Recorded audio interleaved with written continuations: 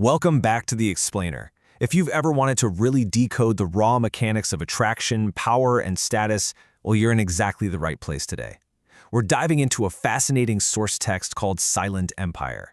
Our goal here is to objectively break down its core arguments about how human presence actually functions. It's not magic, right? It's a definable, observable structure. So let's jump right into the blueprint of what the text calls the architecture of presence. The source text opens with this incredibly relatable observation. Seriously, have you ever noticed how a room completely changes when certain people walk in? Folks who are just slouching and lounging suddenly sit up a little straighter. The overall volume of the room just kind of dips, almost like everyone is unconsciously waiting for a signal. The text argues that this phenomenon has absolutely nothing to do with height or how much money someone has or even who has the loudest voice. Instead, long before a single word is spoken, people are reacting to an invisible internal structure. It's a presence they can feel, even if they can't quite put a name to it.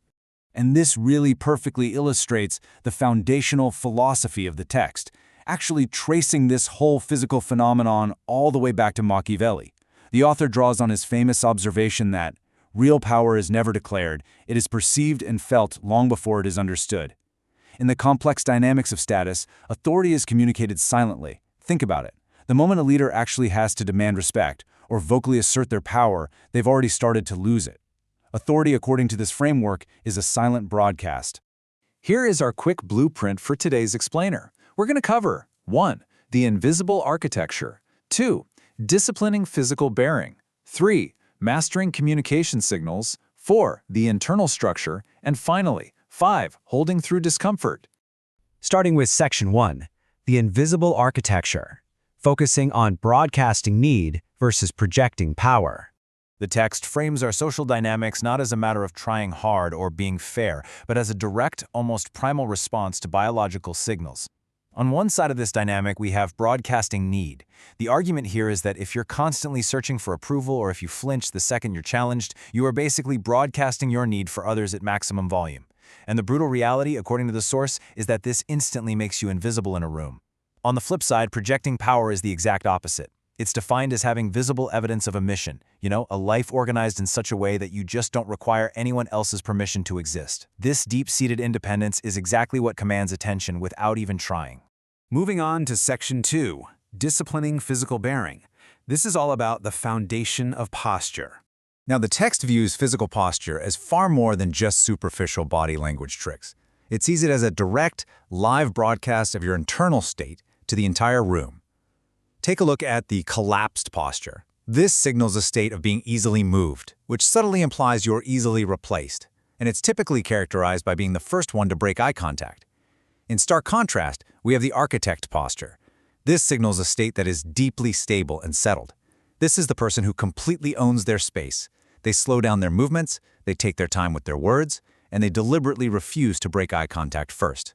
It's a highly calculated, intentional projection of physical weight.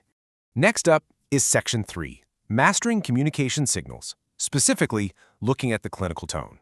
Building on that idea of biological broadcasting, the text actually applies wild animal survival metaphors to our everyday human communication, which is pretty fascinating. In the wild, the animal that loses emotional control is, well, the one that gets eaten. So these signals are broken down into two very distinct profiles, the prey and the director. Rapid blinking and a high-pitched upward inflection at the end of your sentences, those broadcast anxiety. They are the distinct signals of the prey. The director, on the other hand, utilizes slow blinking. This signals a kind of powerful, intimidating boredom or just total self-possession. They use a flat, clinical tone, almost like a doctor diagnosing a patient. The text argues that this detached approach literally demonstrates a lower heart rate and a sense of biological superiority. It proves you are the director of the interaction, definitely not just a participant in someone else's drama. Which brings us to Section 4, the internal structure. This is where we go beyond the theater. Okay, so up to this point, we've mostly discussed external, physical techniques.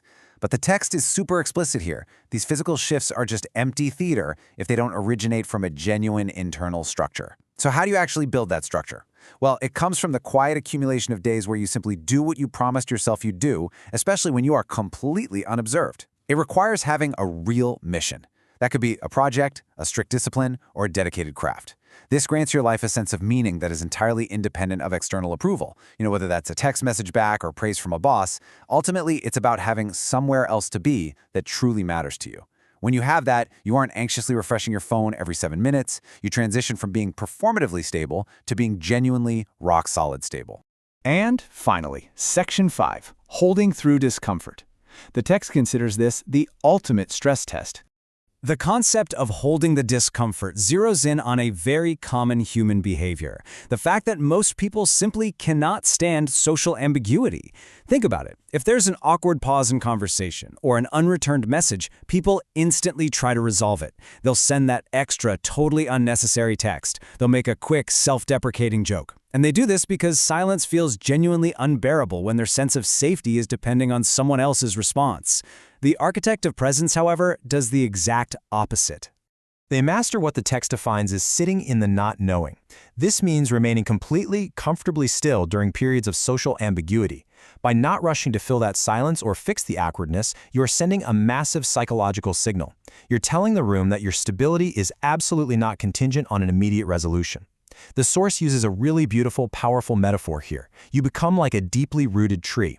The branches might whip around in the storm, but the center securely holds. In its conclusion, the text presents a really sharp dichotomy, and it uses some highly provocative terminology to make its point.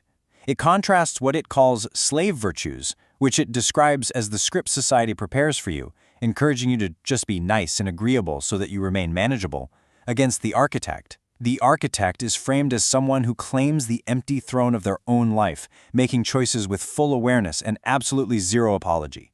Now, as an explainer, our goal here isn't to endorse these specific intense terms, but rather to impartially highlight how the author uses this stark, unapologetic framing to really challenge the reader to abandon their approval-seeking behaviors. The text wraps up with this pretty compelling manifesto: build in silence, emerge in force. The throne is empty. Step up and take it. It's a very direct call to action. It's pushing the reader to finally declare, I choose with open eyes. It urges a total transition away from constantly seeking permission, moving toward a life where you operate entirely from your own quiet internal authority. And that leaves us with the ultimate central question derived from today's source text. Are you hoping to be chosen, or are you ready to choose? It's a pretty powerful lens through which to examine our own social behaviors and those invisible signals we broadcast every single day. So take some time to reflect on the invisible architecture of your own presence. Thank you so much for joining me on this explainer. Until next time, keep learning and keep focusing on the structures beneath the surface.